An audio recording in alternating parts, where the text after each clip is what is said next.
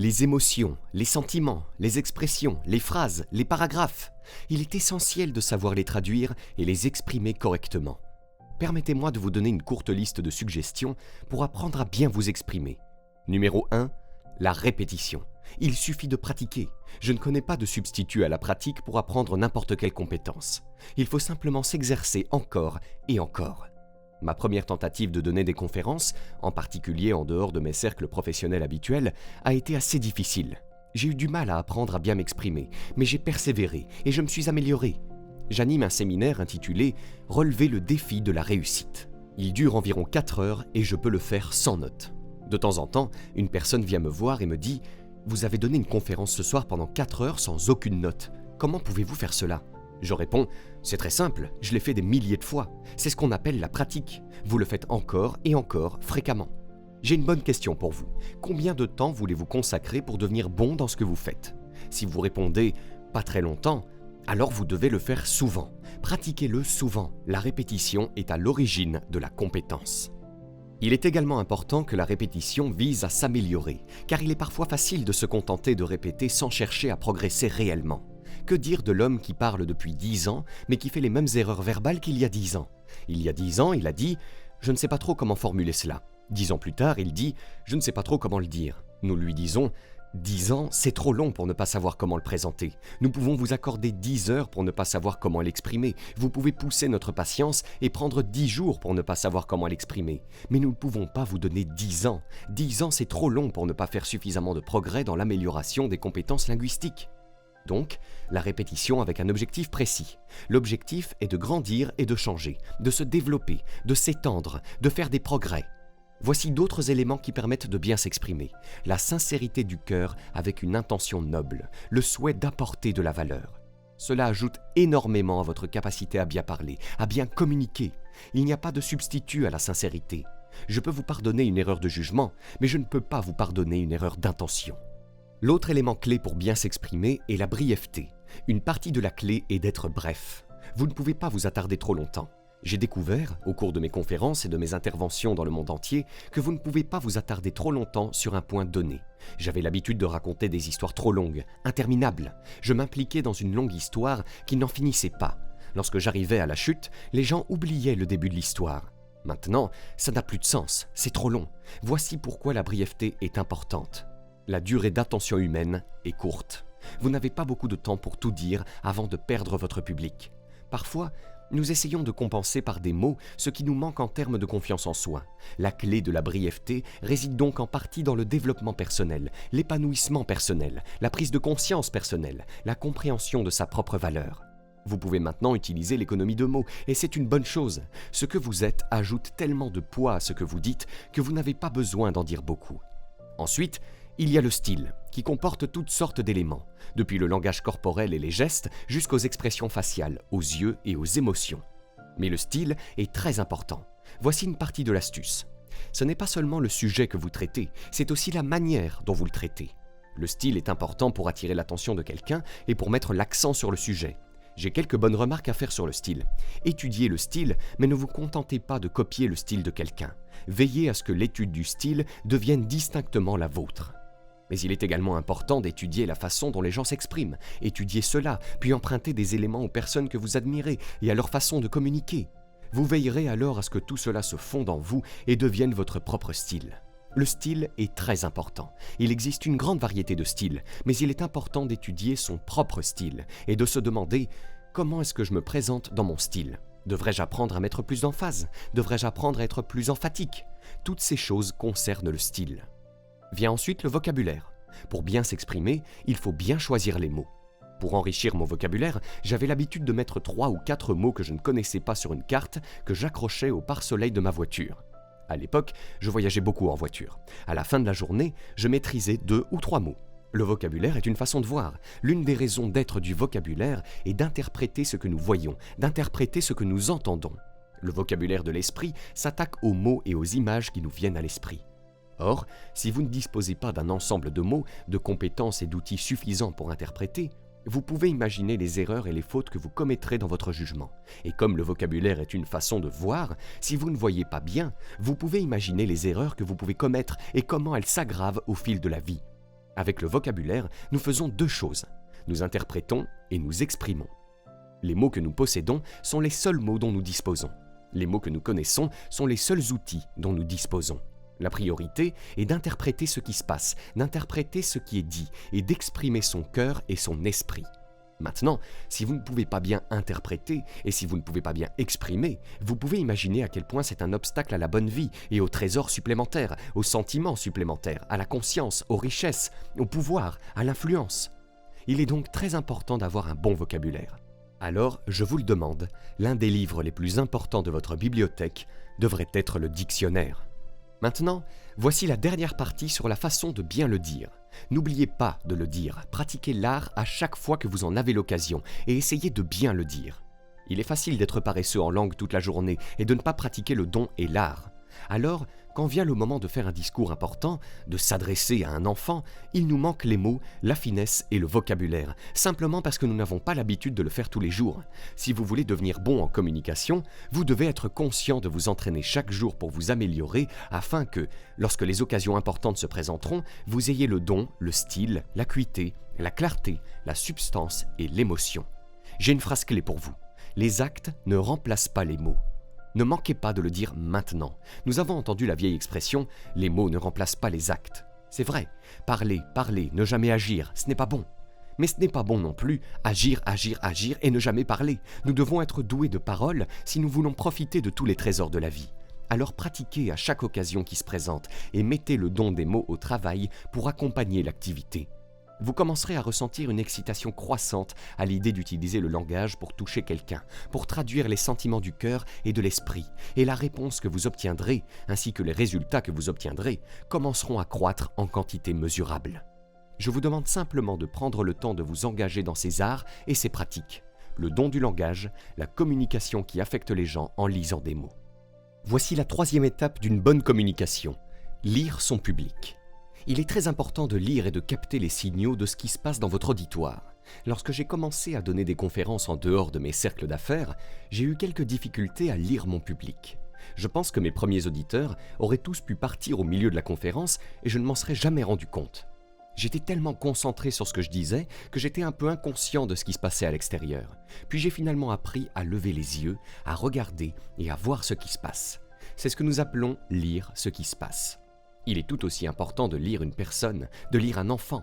Si vous voulez être efficace, vous devez recevoir des informations en retour. Vous devez capter les signaux, savoir s'il faut être plus fort ou se calmer, changer d'histoire, changer de mots, changer de langage.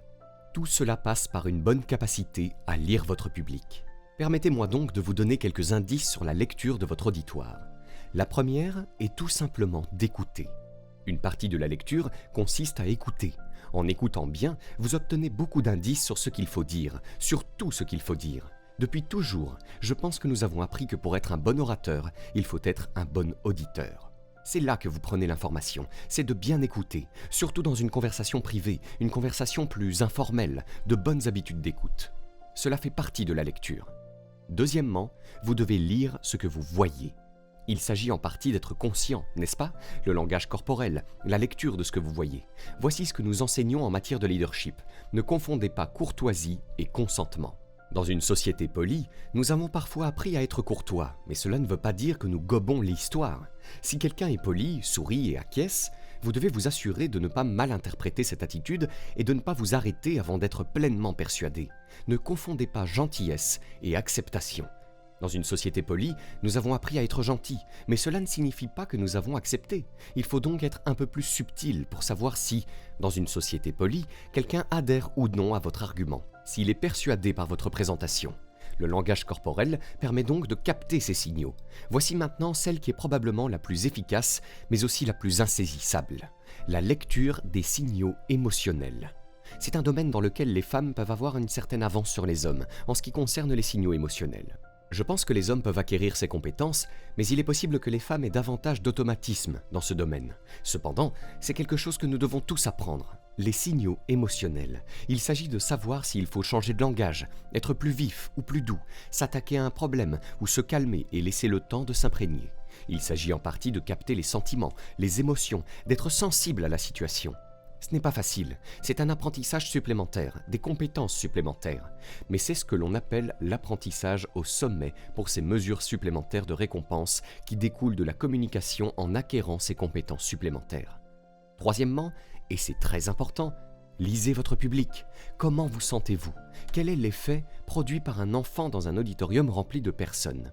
Voici la quatrième étape d'une bonne communication, l'intensité.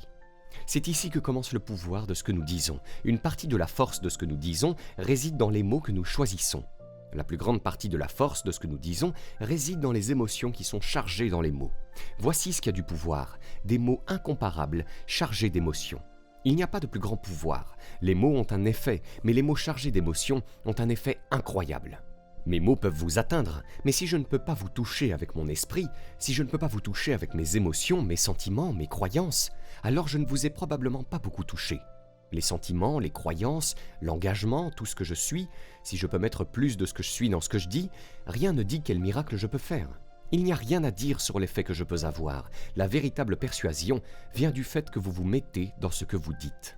Mais voici maintenant une partie de l'indice, que nous appelons le raffinement supplémentaire des compétences de leadership. Apprendre à mesurer ses émotions. Il est très important d'apprendre à mesurer ses émotions. Vous n'avez pas besoin d'une explosion atomique pour un point mineur. Il suffit d'en faire assez, mais pas trop. Nous appelons cela comprendre comment mesurer le flux de vos émotions pour couvrir un point. D'accord, mais s'il faut un poids lourd, vous allez le chercher. S'il s'agit d'une approche plus douce, vous apprenez à la mesurer en termes plus doux et plus faciles. Mais il est très important de mesurer vos émotions, vos sentiments. Qu'entendons-nous par intensité et par émotion? Il s'agit ici de l'ensemble de vos expériences et de la manière dont elles vous ont affecté. C'est la somme totale de votre contenu émotionnel. Où vous êtes allé, ce que vous avez entendu, ce que vous avez vu, qui vous avez rencontré et tout ce panorama d'expériences de vie jusqu'à présent et comment vous avez ressenti tout cela. Voilà ce que nous appelons la somme totale de vos émotions. Il est maintenant question d'apprendre à quantifier tout cela et à l'exprimer efficacement dans les mots que vous choisissez. Voici donc la clé d'une communication efficace. Des mots bien choisis, porteurs d'émotions soigneusement mesurées. L'élément suivant d'une bonne présentation est ce que nous nommons la logique et la raison. Que vous tentiez de persuader un enfant, de vous adresser à un enfant ou à un public, ou que vous essayiez de parler à un client, une partie de toute présentation est la partie logique. Les faits, les chiffres, les nombres et les dimensions. Voici ce que je pense de la logique et de la raison. Elles doivent être concises. Nous avons besoin de faits, mais seulement suffisamment pour initier le processus de prise de décision. Il faut éviter de mentionner trop de faits. Je suis sûr que nous avons tous entendu l'expression « il est possible de convaincre quelqu'un d'acheter » et en continuant à parler, de le dissuader d'acheter. C'est là que le problème se pose généralement. Même avec un enfant, il est possible de le convaincre de prendre une décision, puis de continuer à parler, et enfin il devient indécis. Nous abordons trop de logique, trop de raison. Il nous faut juste assez de logique et de raison pour que cela commence à avoir du sens, pas pour tout comprendre. Combien de faits avez-vous besoin? Environ une demi-douzaine. Et si quelqu'un commet l'erreur d'aller au-delà de cette demi-douzaine, il va perdre son public. Vous devez donc veiller à ne pas trop insister sur les faits et la logique, car la plupart des décisions sont prises sous le coup de l'émotion. Nous avons besoin de suffisamment de logique pour que cela ait du sens, mais nous allons probablement agir sous le coup de l'émotion. La clé est donc d'être concis avec la logique, les raisons, les faits, car trop d'informations peuvent être accablantes. Dans le cadre plus large de l'enseignement de tout cela, voici la réaction que vous souhaitez de la part de l'identification. Moi aussi. Vous voulez que quelqu'un dise « moi aussi ». Je comprends ce que c'est, je suis passé par là. Il s'agit donc en partie d'essayer de traduire vos expériences en mots pour que quelqu'un s'y identifie et dise « moi aussi ». Voici la réaction que vous ne voulez pas. Et alors? Il est facile, si l'on n'y prend pas garde, de parsemer sa présentation de « et alors ?» Monsieur Schelf, qui n'est allé qu'en 8e année à l'école, m'a donné ce point classique à méditer ici quand j'avais 25 ans, et il l'a exprimé en termes si simples que je ne l'ai jamais oublié. Permettez-moi de vous l'expliquer dans les mêmes termes. Voici ce qu'il a dit. Apprenez à exprimer, pas à impressionner. Cela m'a beaucoup aidé, car il est facile de tomber dans un langage destiné à impressionner plutôt qu'à exprimer. Mais vous avez dit que si vous voulez toucher quelqu'un, apprenez à exprimer la sincérité du cœur, pas à impressionner. Impressionner creuse un fossé, exprimer construit un pont. La question de l'identification est la suivante. Comment se rendre réel aux yeux de son public? Comment se rendre réel aux yeux d'un enfant? L'identification consiste à construire un pont.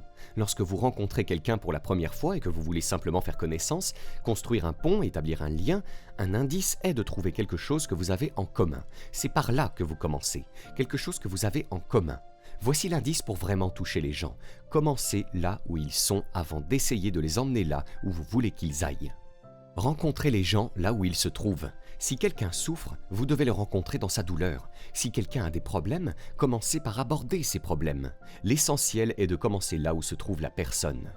Vous ne pouvez pas parler de réussite si quelqu'un est en difficulté. Il faut d'abord parler des problèmes afin que, lorsqu'une personne est touchée au plus profond d'elle-même et que vous avez eu une expérience similaire, peut-être pas aussi intense, mais ressemblant à une expérience de profonde émotion, vous puissiez parler de cette expérience avec sincérité, et cela aura de la substance, du sens et de la profondeur. Vous commencerez alors à construire le pont et le chemin vers la résolution de l'identification du problème. Comment s'identifier à un enfant ? C'est difficile. Et si l'adulte a 40 ans et l'enfant 12 ans, nous appelons cela un long pont. Comment combler le fossé entre 40 et 12 ans? Ce n'est pas facile. En fait, nous avions l'habitude d'appeler cela le fossé des générations. Comment gérer les compétences permettant de jeter un pont sur ce fossé? Il y a quelques réponses. La première, souvenez-vous de quand vous aviez 12 ans. Il vous suffit de revenir en arrière et de revivre cela, de laisser les expériences vous toucher à nouveau. Laissez-les vous affecter et vous blesser, car pour vraiment toucher les gens, vous devez être ému et touché. Sans être ému et touché par les expériences de la vie, quelles que soient les émotions qu'elles requièrent, certaines personnes resteront inaccessibles. Voici une autre méthode essentielle pour créer du lien avec les enfants. Lisez les livres qu'ils lisent. C'est une façon de faire ses devoirs. Le manque de connaissances se ressent autant sur le marché qu'à la maison. Informez-vous sur les livres qu'un enfant a lus et lisez-les également. Un des meilleurs moyens de se connecter est à travers les histoires. Dites à l'enfant « Te souviens-tu de l'histoire où… » Il sera immédiatement impressionné par votre implication et l'enfant s'étonnera « Tu as lu ce livre ?» Répondez-lui « Oui, j'ai lu tous ces livres. » L'enfant s'exclamera « Waouh !» et réalisera alors que vous partagez une vision commune issue du livre. Cependant, si vous négligez cette lecture et ne faites pas vos devoirs, vous manquerez une occasion précieuse de vous identifier à l'enfant.